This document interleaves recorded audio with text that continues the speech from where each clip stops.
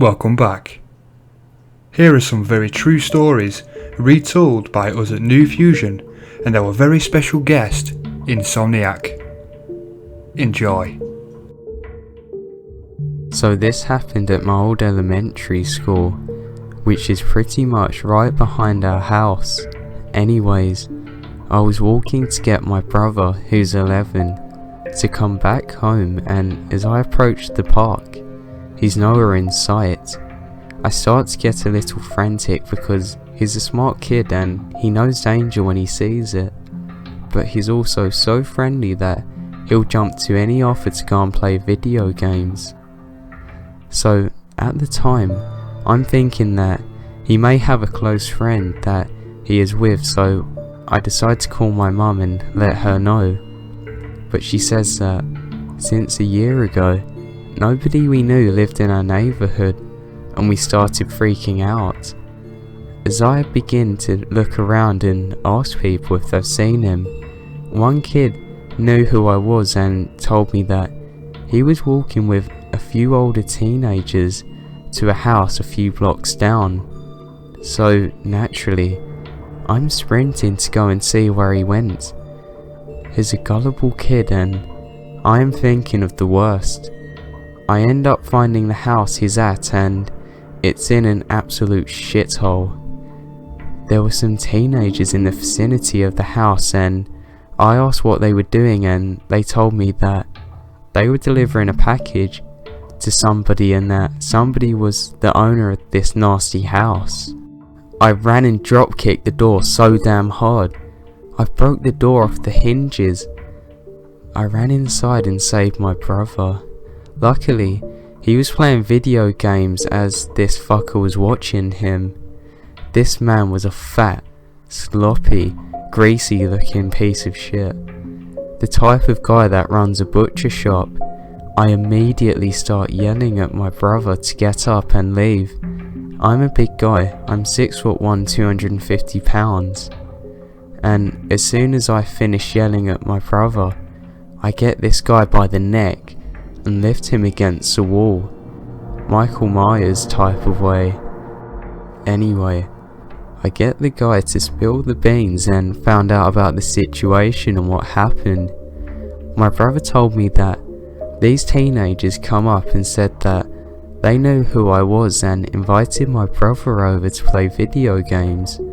This man paid these kids to find a little boy and bring him to his house so he could fondle with himself and then sexually assault them, possibly kidnap or worse. I have never been so scared or angry at the same time in my life. I call the cops and they arrest the man on charges of abduction. He's now in jail. This happened 3 days ago and I don't know how I could live with myself if my brother was killed right before Christmas time. Please, watch over your siblings whenever you can and stress to them the fact that they can't trust anyone. It was 3:30 in the morning, and I was the only one still awake in our house surfing the internet.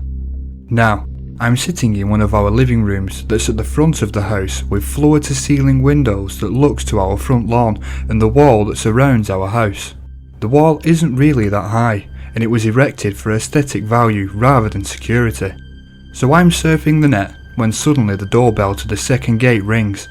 This gate is the closest to where I'm located at, and I immediately get up and wander to the said window to try and look who is at the gate, but it was dark, and we pretty much shut off the lights by 1 in the morning, so I had no idea whoever it was ringing our doorbell. Oddly enough, nobody seemed to have woken up and answered it, so I take it upon myself to switch on the lights that's installed on the columns that flank the second gate and then walk outside to see who is at the gate. I'm surprised to find a woman I've never seen before standing there. She had ratty clothes on and dishevelled hair, which made me a little nervous, but not enough to get back inside and lock the doors. I ask her what she wanted, and she says that she's ringing us at 3 in the morning to sell us freaking boiled sweet corn. It's a popular snack in our country, but not that popular. I must have stared dumbly at her for at least a minute before telling her that I'm not interested and that she should leave, but she kept insisting, telling me that her corn is sweet and delicious and that I should give it a try. I grew frustrated and annoyed as I stood there freezing in front of our gate arguing with this weird lady. Then I suddenly just got fed up and stormed back inside the house. She didn't ring the doorbell again after that, and I thought she left. But halfway through my browsing again, I suddenly felt this little creep out feeling like someone is watching me, and just instinctively glanced up from my laptop to find a face pressed flat on the window in front of me. I screamed and stared wide-eyed as the same person as before locked eyes with me and started pounding on our window. And I mean pounding like a crazy person, to the point that I think smears of blood were starting to appear on the window. Luckily we had bulletproof windows. So yeah, I was scared shitless and maybe just stared at her for a minute before bolting upstairs to my parents' room and waking them up. They came down with me. Calling the police, we arrived at the living room. The woman was still pounding at our window that was now stained with blood from where her fist kept colliding with the glass. My father then rushed back upstairs to get his gun as my mother stayed on the phone talking to the police. At that point, this woman suddenly disappeared, only to reappear seconds later hefting a large stone from the landscape pieces in our garden and started using it to bash the window open. She seriously looked like a rabid animal, complete with saliva dripping out of her mouth.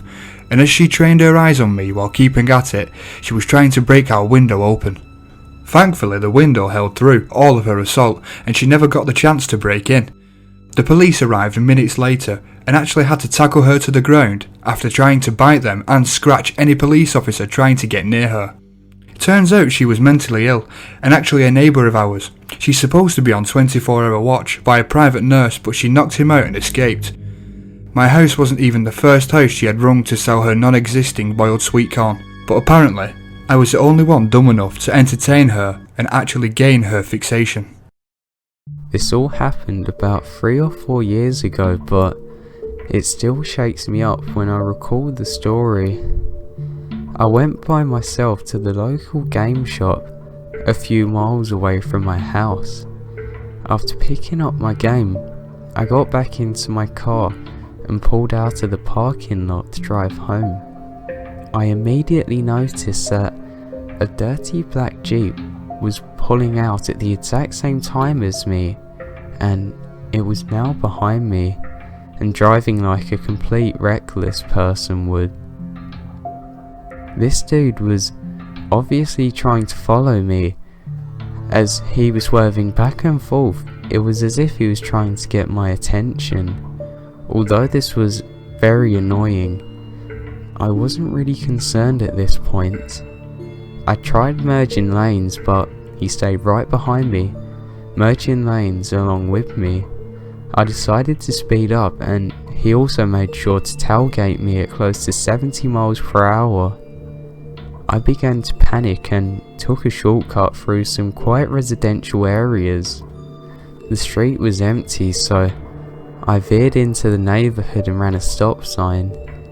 The black Jeep ran the stop as well and was still driving recklessly close behind me.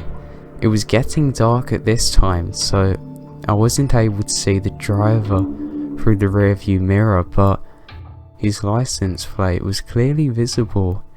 I immediately called 911 and took down his plate.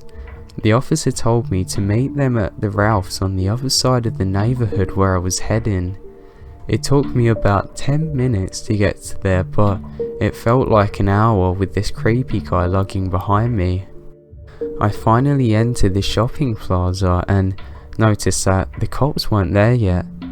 I began to circle the parking lot and he continued behind me. I circled the plaza 6 times before I saw the 2 cops pull in. The black Jeep immediately took a turn, drove over the grass divider and booked it out of the shopping centre. One of the cop cars chased behind him and the other stopped with me to get a report of what happened. I still don't know why he was following me or whatever come of that chase. It happened to me and my mum at Christmas time. I was 12 at the time and my mum 37.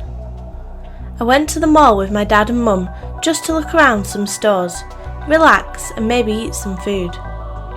Before we got to buy some food, my dad said he wanted to go to the restroom, so me and my mum had to wait outside for him.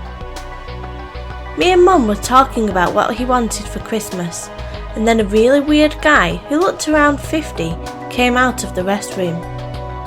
His black hair was all over his face and he looked drunk. He smelled really horrible too, like something was decomposing in his hair. He approached us and started to talk. "Hey," he said, pointing at my mum. "Is that the mother or the daughter?" "It's my mum," I said to him. "Wow, you look really young. You're gorgeous," he replied. My mum didn't really understand English, so she was just timidly laughing it off. Then the creep turned to me and said, "And you're the cutest and prettiest girl. What's your name, kid?" I knew I shouldn't tell him, but I did. I told him my real name. I was just so confused and didn't understand what was going on. "What a pretty name," he said. "Do you want to come with me? I have some candy in my car." I didn't know what to say. I was frozen and my mum didn't understand what he'd just said, so she couldn't help me. He was staring at me with his weird red eyes and smiling. Not a cute smile, no. The kind of smile that gave you the chills. I was just about to agree when I saw my dad coming out of the restroom. I was so relieved that he was there. He understood English better, so he could talk to him. But when the creep saw my dad, he stopped smiling and left. I saw him later that day trying to do the same thing to another kid, but once again he failed. And the last time that I saw him, he was in a white van in the parking lot, staring at me as he shut the door with a child inside. That's all for tonight. Don't forget to follow us on Twitter and make sure you like, share and subscribe for more New Fusion action. I've been LJ. Sleep tight.